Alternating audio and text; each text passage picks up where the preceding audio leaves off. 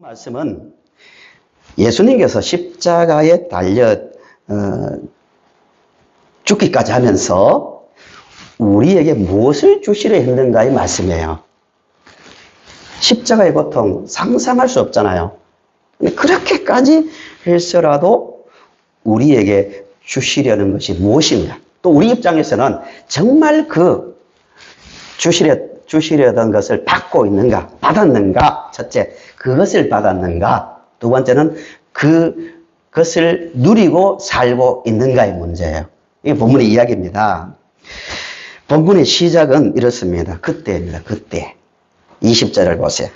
그때가 언젠가가 중요합니다. 예수님께서 예루살렘으로 올라가려 하시면서 앞으로 일어날 일을 미리 말씀하신 그때입니다. 어디로 올라가신다고요? 예루살렘입니다. 예수님께서 베들레헴에 오셨지만, 베들레헴에 태어나셨지만 항상 목적지는 예루살렘이었습니다. 기적을 일으키실 때도, 말씀을 가르치실 때도 최종 목적지는 예루살렘입니다. 예루살렘으로 올라가시는데 올라가셔서 일어날 일들을 세 번 제자들에게 말씀하세요. 그만큼 중요하다는 거예요. 한 번 말씀하시고 알아듣든 말든 끝내는 게 아니라 중요할 때마다 예루살렘을 앞두고 세 번 말씀하셨는데 17절부터 18절을 보세요. 17절부터 18절. 성경 앞에 있는 말씀, 예수께서 예루살렘으로 올라가려 하실 때에 12 제자를 따로 데리시고 길에서 이르시되, 굳이 다 해석하면은 6월절 기간에는 수십만 명이 예루살렘에 올라가잖아요. 그러니까 섞여서 올라가는 것이 아니고 여러 사람과 함께 올라가는 것이 아니고 제자들과 따로 올라간다는 뜻이에요. 올라갈 때에 보라, 18절 보라, 우리가 예루살렘으로 올라가노니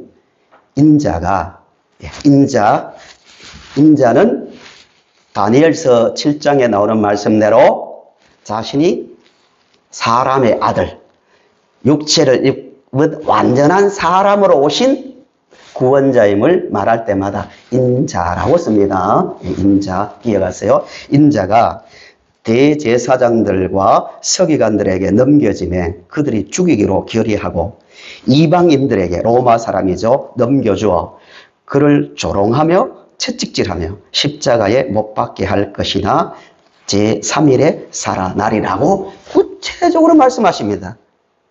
구체적으로. 많은 학자들은 예수는, 많이 들으셨죠? 예수는 처음부터 십자가에 달려 죽으러 오신 것이 아니다. 절대 그렇지 않다. 처음에는 억압받는 사람들의 억울함을 들어주고 풀어주고 불공평한 세상을 공평하게 만들고 또 눈물 흘리는 사람들 눈물 닦아주러 해방자로 오셨지, 어떻게 하나님의 아들이라는 사람이 죽으러 왔는가? 말도 안 된다. 이게 유럽을 지배하는 신학 사상입니다. 우리나라는 극소수의 사상이지만, 그러나 성경을 보시면 구체적으로 말씀하셨잖아요. 장소는 예루살렘에 올라간다. 누구에게? 대제사장들과 서기관들에게 잡힌다. 누구에 의해서 죽는다? 로마 사람에게 넘겨져 죽는다. 죽기 전에 조롱당하고 채찍질 당한 다음에 십자가에 못 박혀 죽고 3일 만에 살아난다. 너무 구체적이지 않아요? 증거가, 늘 말씀드리지만 믿음을 갖는데요, 증거가 부족해서 믿음을 갖지 못하는 거 절대 아닙니다. 하나님은 그렇게 강압적인 분이 아니에요. 인간이 증거도 없는데 무조건 믿으라고 하시는 하나님이 아니라는 거예요. 충분한 증거를 주시잖아요.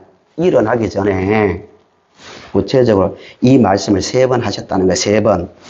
첫 번째 말씀은 16장 21절에 나오죠. 16장 21절에.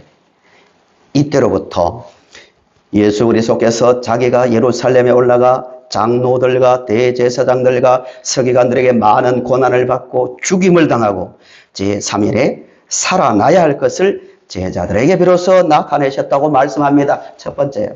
두 번째는 17장 22절부터 23절 갈릴리에 모일 때 예수께서 제자들에게 이르시되 인자가 장차 사람들의 손에 넘겨져 죽임을 당하고 제3일에 살아나리라 하시니 제자들이 매우 근심하더라라고 말씀하고 있습니다. 세 번.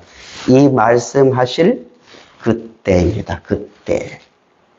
예수님께서 십자가를 앞두고 그 고통이 얼마나 큰지를 보여주는 장면이 있는데요. 겟세마네 동산에서 기도죠. 겟세마네 동산에서 잡히시기 전날 밤에 예수님께서 십자가를 앞두고 기도하실 때 기도 장면을 상세하게 기록하고 있는데요. 마태복음 26장 36절부터 39절을 보시면 이에 예수께서 제자들과 함께 겟세마네라는 곳에 이르러 제자들에게 이르시되 내가 저기 가서 기도할 동안에 너희는 여기 앉아 있으라 하시고 베드로와 세베대의 두 아들, 본문에 나온 두 아들입니다. 야고보와 요한이죠. 데리고 가실세.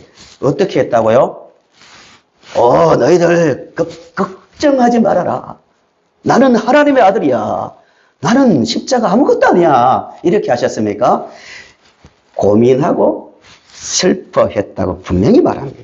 심지어 38절에 이에 말씀하시되 내 어떻게 됐다고요?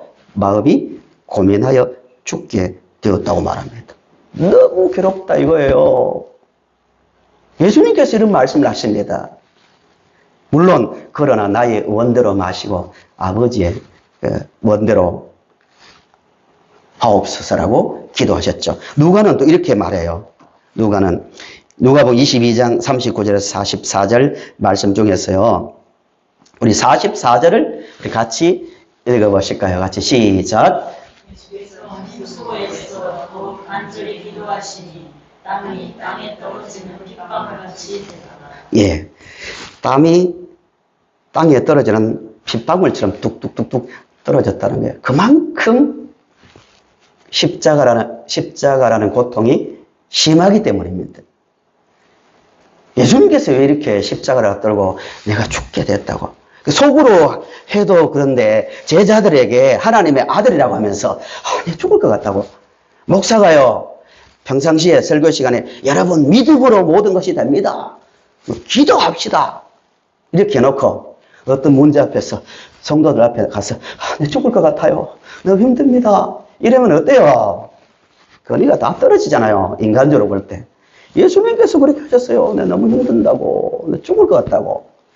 왜 그 고통이 크냐면은 십자가는 단지 예수님께서 발가벗겨져 조롱당하는 어떤 그런 고통, 채찍에 맞는 고통, 못에 손과 발이 박히는 고통 때문이 아니라 그것도 고통스럽지만 십자가는 하나님으로부터 버림받는 고통이기 때문에 힘든 거예요. 우리 죄를 대신 짊어지는 죄인으로 십자가에 달려 죽기 때문에 그 순간에는 하나님과 단절되잖아요. 너무 중요한 가르침이죠. 단절됩니다. 하나님으로부터 버림받는 고통이 너무 크기 때문에 아버지께 기도하시잖아요. 어찌하여 나를 버리셨습니까? 라고 하잖아요. 영적 고통입니다. 그걸 아시니까 땀이 땅에 떨어지는 빗방울처럼 될 정도로 기도하신 겁니다. 그때입니다. 그때. 본문으로 들어와서 그때에 누가 예수님께 나오냐 하면은 세베대의 두 아들의 어머니라고 말합니다. 야고보와 요한이죠. 예수님께서 어디를 가시든지 야고보와 요한은 꼭 데리고 다녔거든요. 제자 중에서도 특별한 제자이죠. 왜 어머니가 자기 아들들을 데리고 나왔는가? 아버지도 아니고 야고보 요한의 어머니는 예수님의 어머니와 학자들은 자매라고 말하기도 합니다. 최소한 가까운 친척입니다. 그러니까 청탁을 하는데 가장 효과적인 방법이 자기 어머니를 모시고 오는 것이다. 는 생각을 가지고 이제 모시고 왔는데요. 이렇게 말합니다. 21절을 보세요. 21절에 예수께서 이르시되 무엇을 원하느냐. 오늘 주제가 되는 말씀입니다. 무엇을 원하느냐. 이르되 나의 두 아들을 주의 나라에서 하나는 주의 우편에 하나는 주의 좌편에 앉기에 명하소서라고 말합니다. 지금 뭘 알고 있냐면은 예루살렘에 올라가면 새로운 세상이 세워진다는 그 천국이죠. 천국. 예, 하나님의 나라이죠. 세워지면 자기들 생각에 다 그 세상을 다스릴 자리가 필요할 거 아니에요. 있어야 될 거 아니에요. 자기들 생각입니다. 자기들 생각에. 그러니까 이 기회를 놓치면 다른 제자들이 자기들보다 높은 자리에 설 것 같으니까 행동한 것입니다.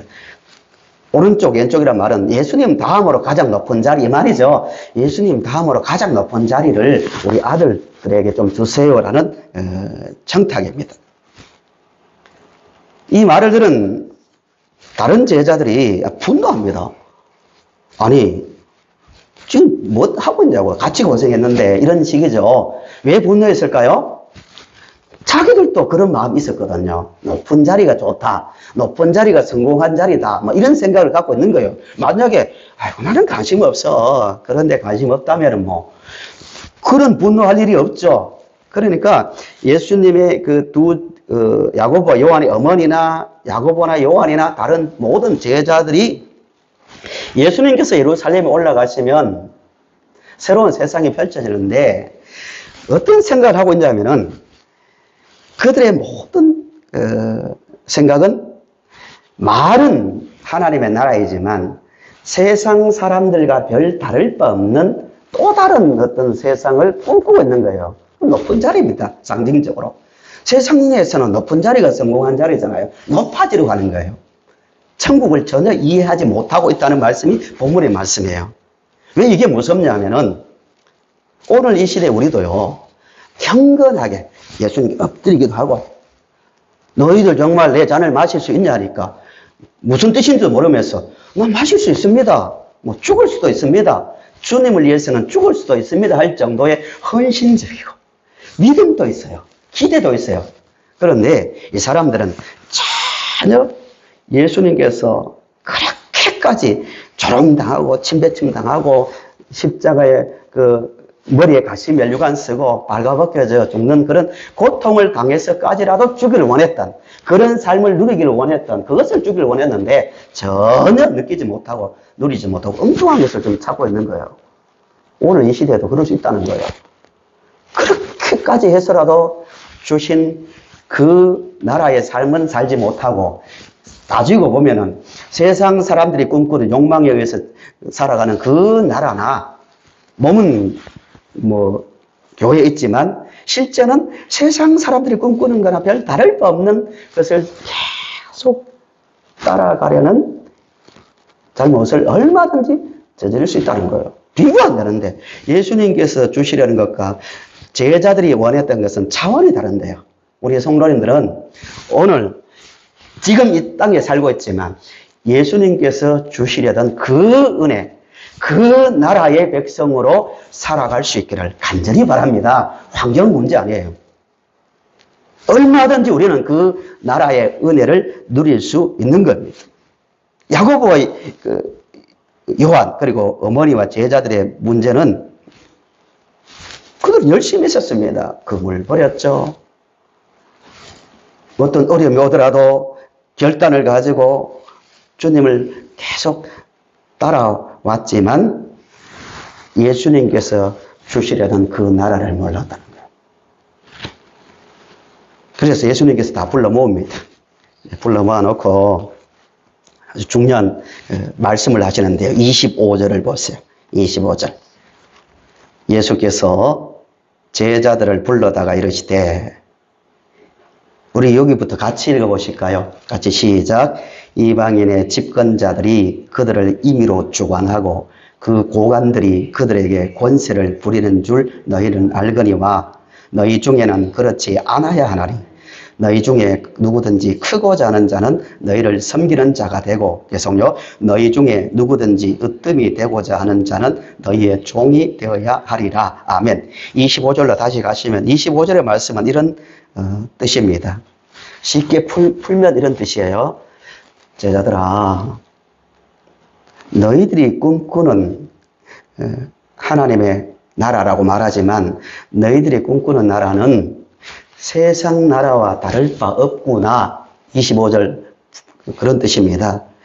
세상이 어떤지 아니? 세상은 다 높은 자가 힘으로 다스리는 나라야. 임의로 주관하고 힘으로 다스리는 나라야. 그런 나라가 좋을 것 같아? 이런 뜻이에요. 그래, 내가 요한을 위에 앉히고 야곱을 약간 옆에 앉히고 베드로를 또 뭐 높이든 뭐 다른 데 앉혀 놓았다 치자. 어떻게 될 것 같아? 그 높이 올라간다고 만족할 것 같아? 거기에서도 갈등이 생기고 거기에서도 나는 왜 높지 못할까? 나는 왜 저럴까? 하고 계속 갈등이 생기는 나라가 이 세상 나라야. 그런 질서를 꿈꾸지 말라는 거예요.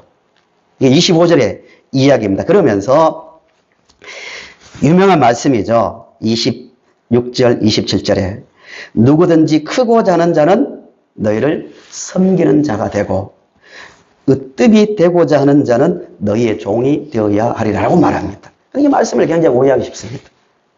도덕 윤리적으로 받아들이면 간단한 얘기입니다. 겸손한 자가 결국 알아져. 겸손한 자가 높아져. 윤리적 이야기입니다. 그러나 그런 뜻이 아니라 세상 나라는 예수님의 말씀은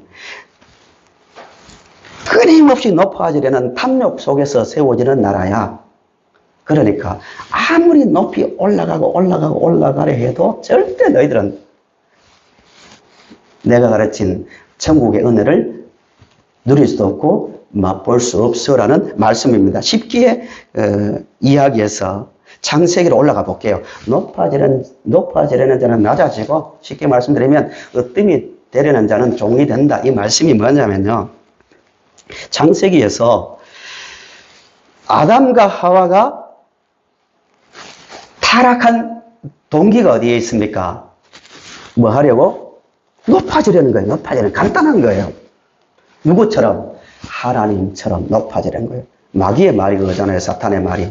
너희들 저 선악과를 먹으면 누구처럼 된다?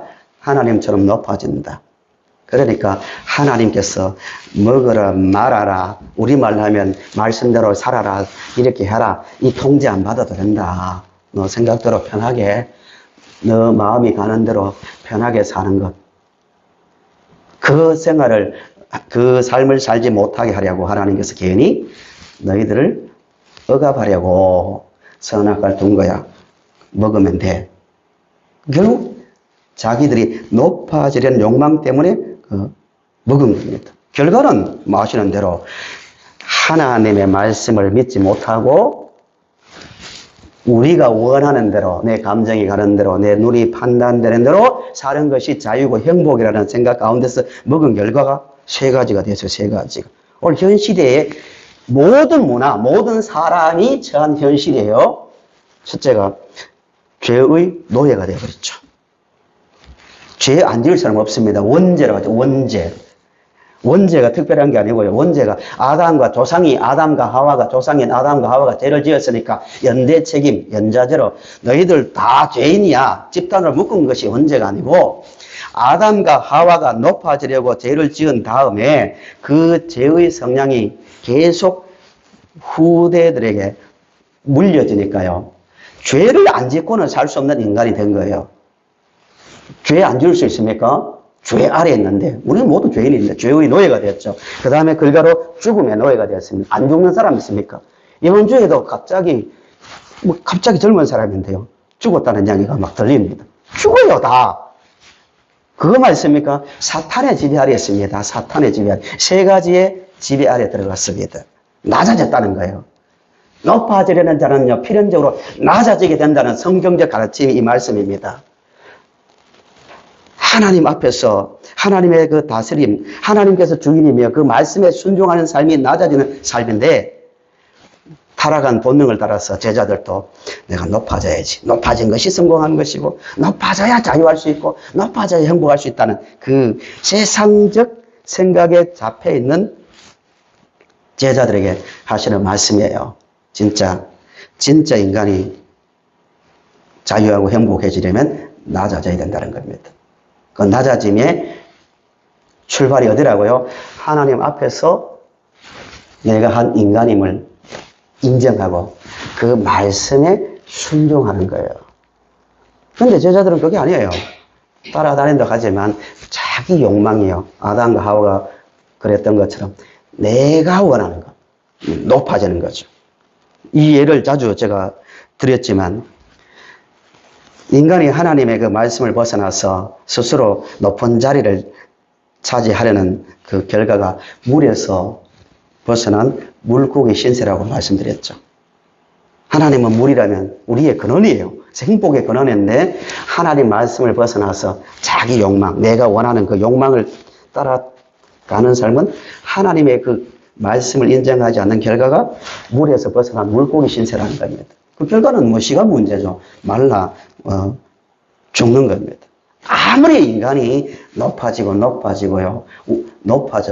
또 원하는 걸 다 소유해도 하나님 앞에서 한 인간으로서 맞습니다. 내 욕심 따라 살지 않겠습니다. 예수님의 가르침대로 이웃을 사랑하고 하나님을 사랑하는 그 삶을 살겠습니다. 그 자리로 돌아오지 않으면요, 인간은 절대 만족할 수 없습니다. 어제 제가 우스운 일을 하나 겪었는데요. 어느 곳에 갔다가 가족과 함께 앉아있는데 카톡에 사진이 하나 올라왔더라고요. 보니까 우리 거실에 비둘기가 막 서너 마리가 왔다 갔다 하는 것처럼 비둘기가 있고요. 고양이도 막 이렇게 겁을 먹고 있는 거예요. 그래서 저보고 아빠 거기 베란다 문 열어놓고 왔냐고. 저는 뭐 안 열었는데 제가 또 기억력이 잘 없으니까 열었다고 안 열었다고. 아이 아빠가 열고 왔으니까 지금 새들이 날아 들어와가지고 거실을 차지하고 있다고 하는 거예요. 그러니까 가만히 보니까 나중에 알고 보니까 애들이 장난친 거예요. AI 인공지능으로요 조작해서 비둘기를 몇 마리 거실에 넣어놨더라고요. 와, 저 깜짝 놀랐습니다. 우리 애들이 그 정도면요 시대가요 지금 인공지능 시대입니다. 제가 인공지능에 대해서 관심이 있어서 강의를 듣고 책을 보니까요 지금 시대가 어느 시대까지 왔냐면은 이전까지는 인간이 데이터를 입력하면요 로봇이 그 회로를 따라 움직이면서 제품도 만들어내고 또 시장도 보고 날아다니기도 하고 그렇게 하는데요. 지금은 이제 바뀌었대요. 2, 3년 내로 어떤 시대가 되냐면은 입력된 대로 움직이는 로봇이나 기계가 아니고요. 창의적으로 자기가 스스로 생각해서 판단하고 행동하고 그러니까 점점 지식이 쌓여서요. 인간은 훨씬 능가하는 그런 시대가 지금 곧 도래했답니다. 생성형 인공지능입니다. 자기가 생각하는 거예요. 지금까지는 스스로 생각 못했어요. 입력한 대로만 생각했습니다. 그런 무서운 시대죠. 좋게 말하면 또 편리한 시대입니다. 로봇을 몇 명 데리고 다니면요 걱정이 없습니다. 모든 인체의 모든 상태도 점검해주고요. 내가 지금 여기가 안 좋다 하면 알아서 자기 수술 다 해주고요. 다 먹을 거 다 제공해주고요. 로봇이 얼마나 일을 잘하겠습니까? 빨리 돌아다니면서 전쟁도 대신 치러주고요. 그런 시대인데요. 문제가 뭐냐면은 인간은요 어느 시대나 조금만 자신감이 생기면 감사합니다. 편리한 시대가 되었습니다가 아니라 꼭 치고받고 올라가는 자리가 뭐냐면 신의 자리입니다. 항상 그랬습니다. 예를 하나 들어볼까요? 아담 때부터 시작해서 지금까지 반복되고 있습니다. 창세기 11장에 바벨탑을 쌓았잖아요. 바벨탑. 지금도 그 유적이 남아있습니다. 도시죠. 사실은 성경대로 말하면 탑과 도시, 건축술이 발달했단 말입니다. 건축술이. 옛날에는 1층만 지었는데 2층, 3층, 4층 막 올라가니까 인간의 입에서 탁 튀어나오는 말이 뭐예요? 자! 이런 말입니다. 우리가 탑을 쌓자. 도시를 건설하자 이 말이죠. 어디까지요? 하늘에 닿기까지. 실제로 뭐 하늘은 아니지만 이 말은 무슨 뜻이냐면은 하늘에 우리 이름을 내자 이 말은 어떤 사건과 연결됩니까? 앞에 있는 노아 홍수 사건입니다. 신이 홍수로 우리를 심판했지만 이제는 그 끝났다. 우리의 이 건축술로 신이 아무리 홍수를 일으켜봐라. 우리 스스로 구원받고 우리 스스로 모든 걸 해결할 수 있다는 게 인간의 그 말이에요. 그게 그 시대만 낸 게 아니라 역사적으로 계속 반복해서 나타났습니다. 지금은 과학이죠. 과학의 발전으로 감사합니다. 하나님 감사합니다. 지혜를 주셔서 감사합니다. 이렇게 돼야 되는데 항상 하나님이 어디 있냐 하고 항상 거부하는 자리로 간단 말입니다. 사탄의 유혹이거든요. 그게 결과가 좋으면 좋은데 하나님을 부정하면요 물에서 뛰쳐나온 물고기 신세밖에 안 된다는 거예요. 그게 문제입니다. 세상을 볼 때 영화를 볼 때나 TV를 볼 때나 뭘 볼 때나 우리는 항상 그런 눈을 가지고 봐야 됩니다. 저 사람들은 나무에서 끊어진 가지고 물에서 벗어난 물고기와 같다고 그런 눈을 가지고 세상을 보고 문화를 보고 우리는 판단해야 됩니다. 요즘 군대에서요 1년에 복무 기간을 채우지 못하고 전역하는 의가사제들을 합니다. 인원이 몇 명이냐면 신문을 보니까 22,000명, 22,000명. 우리나라 군인이 한 50만 조금 넘는데요. 엄청나죠? 다 뭐냐면은 정신병, 80% 정신병 문제로 보내서 나온대요. 풍요한 시대에. 아무리 인간에게 육체적인 조건을 제공해도요, 누려도 인간은 인간입니다. 미국에서 의료비가 가장 많이 지출되는 분야가 정신병 분야입니다. 하나님을 인정하지 않는 시대에서 인간이 점점 높아지고 잘 살면 잘 살수록 비례해서 나타나는 현상들입니다. 하늘까지 높아지는 문화를 건설해도 하나님 없는 인간은요, 철저하게 낮아지게 되어 있습니다. 좀 어려운 이야기해서 죄송하지만 역사적으로 니체라는 사람이 있습니다. 이런 말을 합니다. 인간이 불행한 것은 인간 위에 신이 있다고 생각하여 그 신 앞에서 겸손히 자기를 낮추고 예배하고 도움을 청하고 순종하게 하는 기독교 교리가 인간을 노예로 만들었다 이렇게 말합니다. 왜 그렇게 거추장스러운 신을 자꾸 찾냐. 인간 힘으로 또 노력하고 힘써서 새로운 세상을 만들어야지 왜 자꾸 신에게 경배하고 신이 어떻다니 하냐고 그 주체를 그런 걸 제거해야 된다 하면서 인간 의지를 가지고 주체적으로 살아야 된다라고 했습니다. 그 결과가 어떻게 됐습니까? 세계 전쟁으로 수천만 명이 서로 죽이고 찌르고 하는 그 비극을 겪었잖아요.